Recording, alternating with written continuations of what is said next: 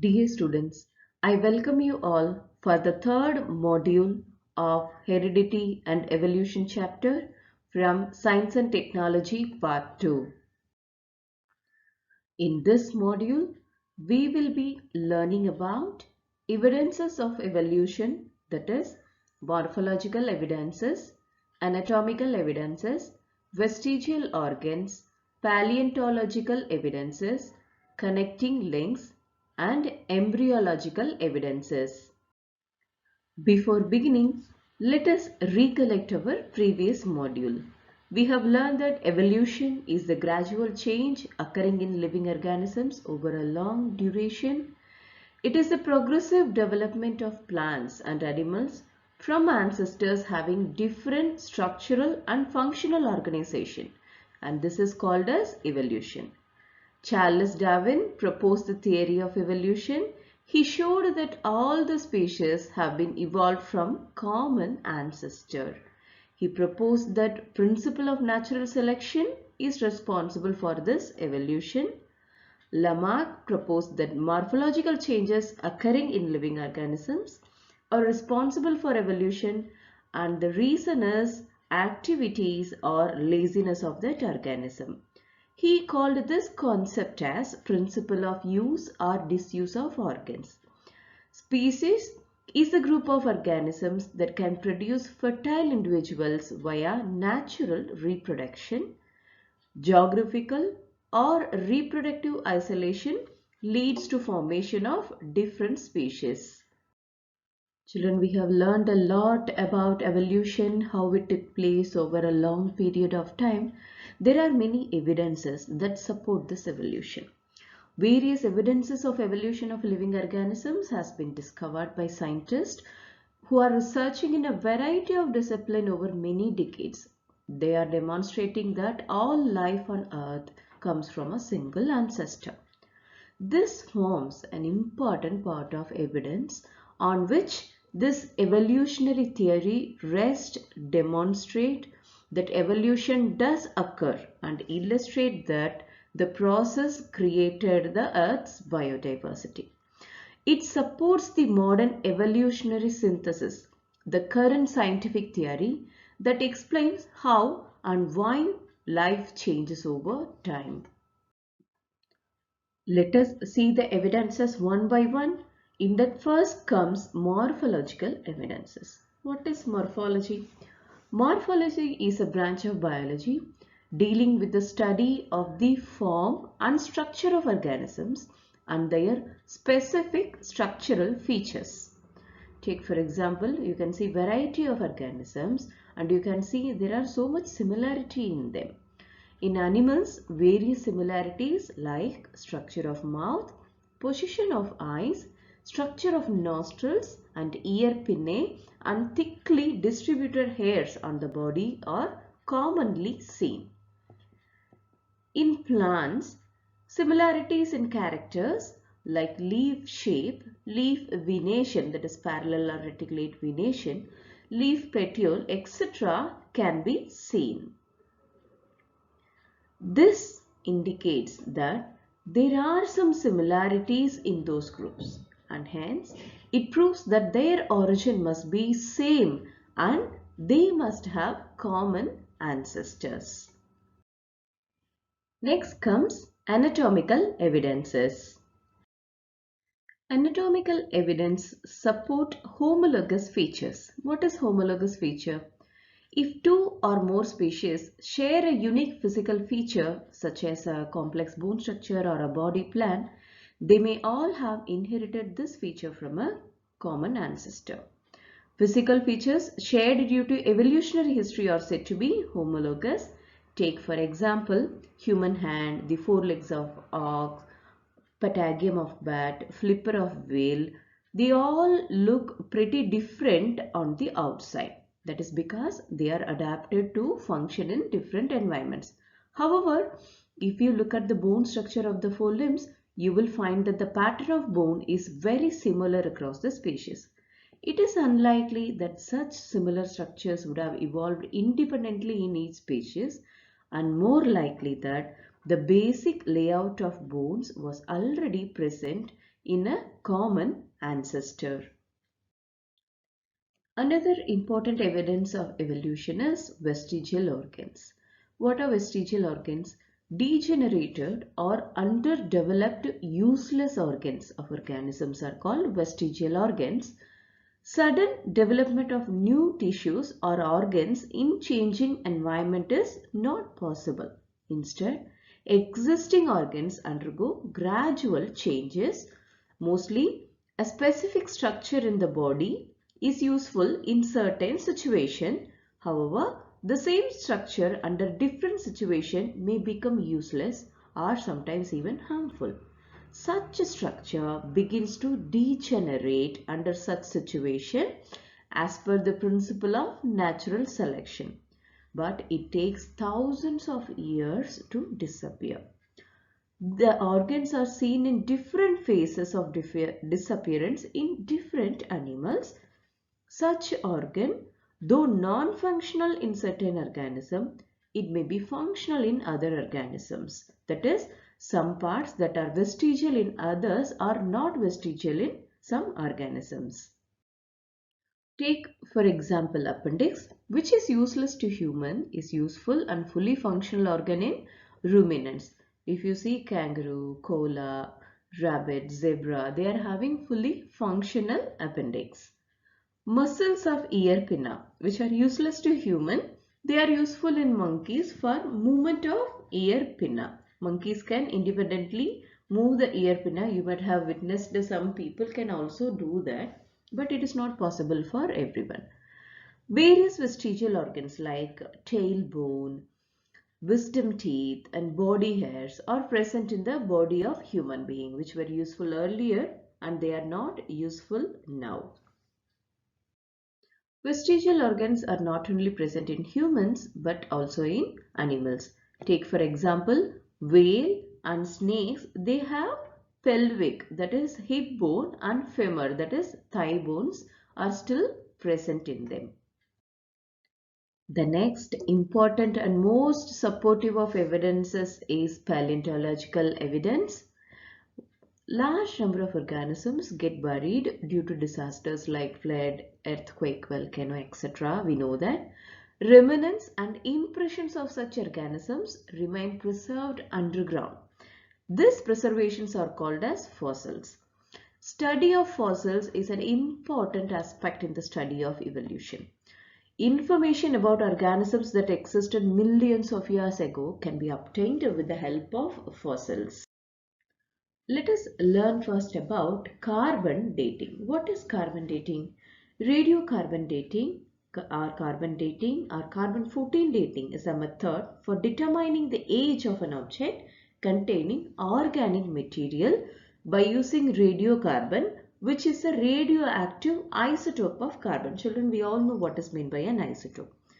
It is based on the fact that the radiocarbon, which is C14, is constantly being created in the atmosphere. To this very moment, radioactive carbon is constantly being prepared in the atmosphere by the interaction of cosmic rays with atmospheric nitrogen. We know that nitrogen is the most abundant gas present in the atmosphere. So this produces carbon-14. That is, when a neutron, that is the cosmic ray which contains neutron, when it acts upon with a nitrogen, it forms carbon-14. That is, it eliminates a proton and electron so that it will form a radioactive carbon. This resulting carbon-14 combines with atmospheric oxygen to form radioactive carbon dioxide. You may think that the radioactive carbon may be much harmful. As you know, the radiation caused is very less. It is not harmful for human beings, and moreover we are born and brought up with this carbon-14 only, so we are much adaptable to that also, we can say that. It is incorporated into plants, that is, it finds its way to the life cycle through photosynthesis. Of course, all the living organisms depend on plants directly or indirectly for food. So all the animals also, they acquire this C14 through plants.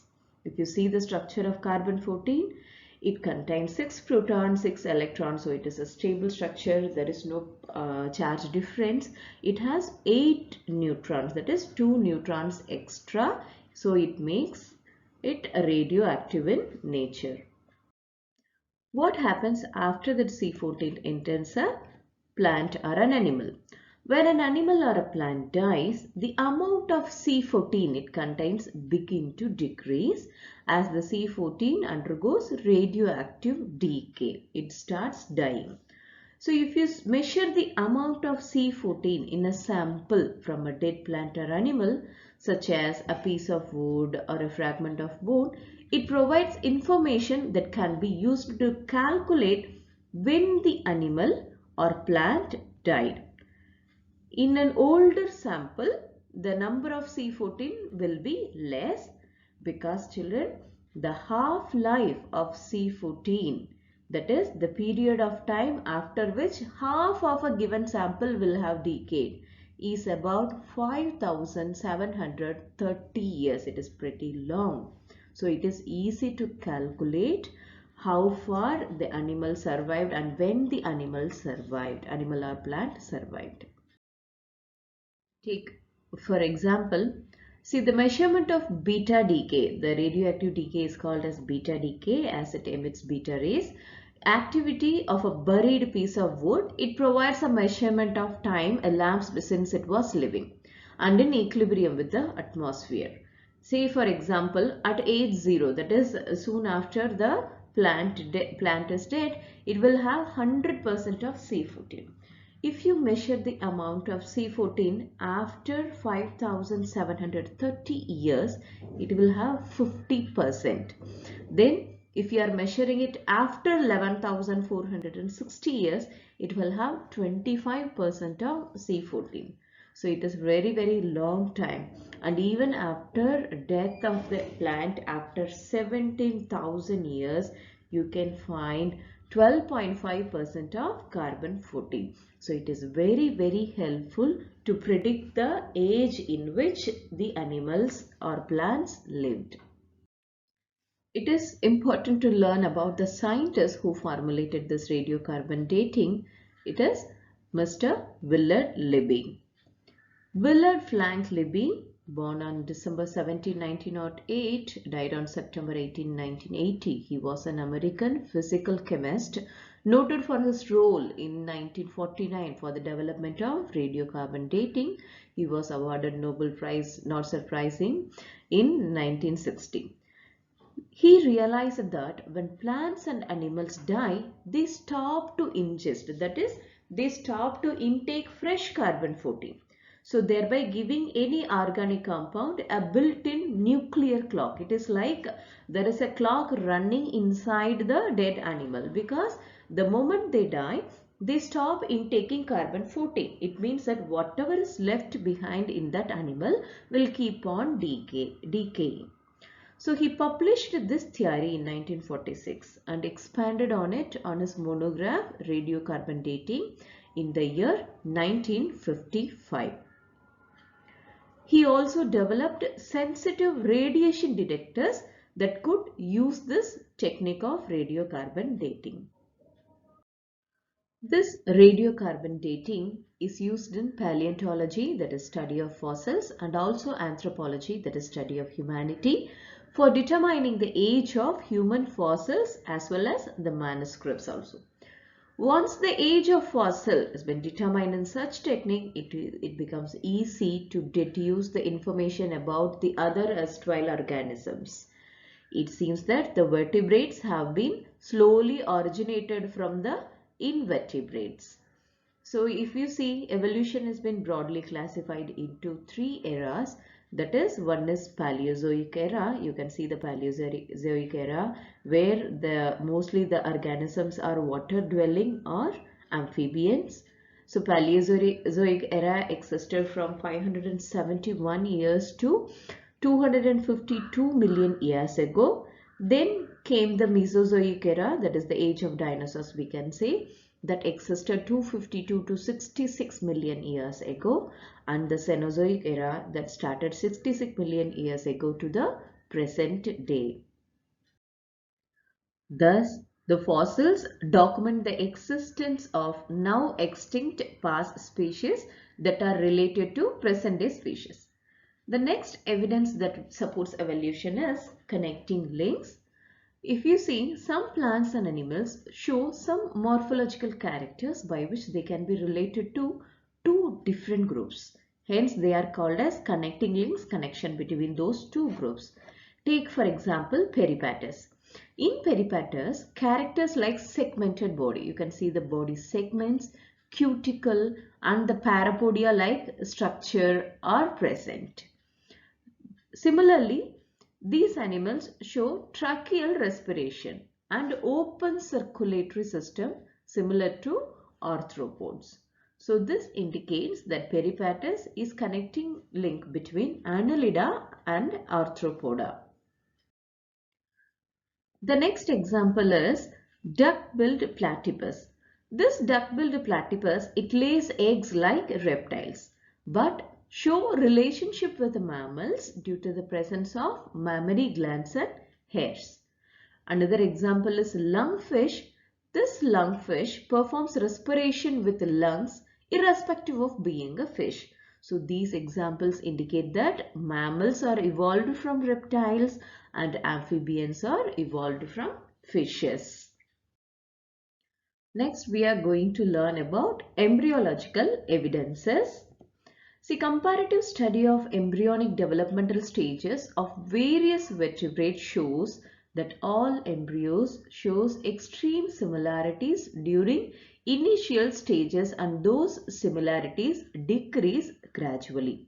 If you see, some homologous structures can be seen only in embryos.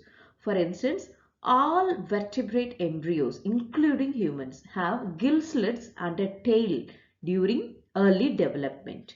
The developmental patterns of these species became more different later on, which is why our embryonic tail is now our tailbone and the gill slits have turned into your jaw and inner ear. So this homologous embryonic structure reflect that the developmental programs of vertebrates are variations on a similar plan that existed in their last common ancestor. That is, similarities in initial states, this indicate the common origin of all these animals.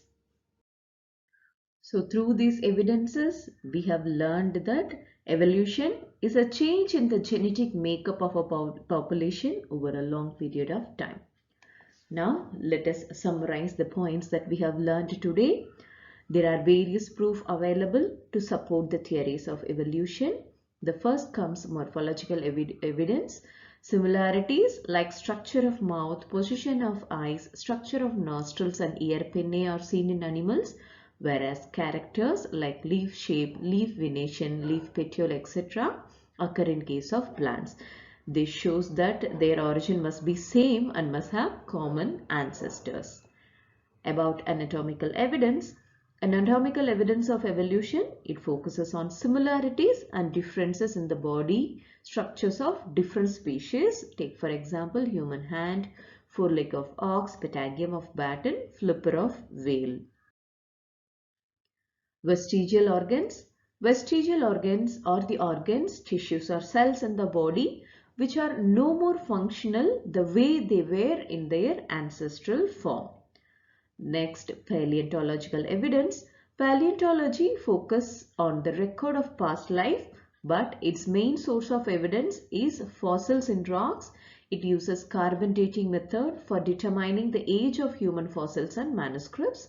Once the age of fossil been determined by such techniques, it becomes easy to deduce the information about other erstwhile organisms.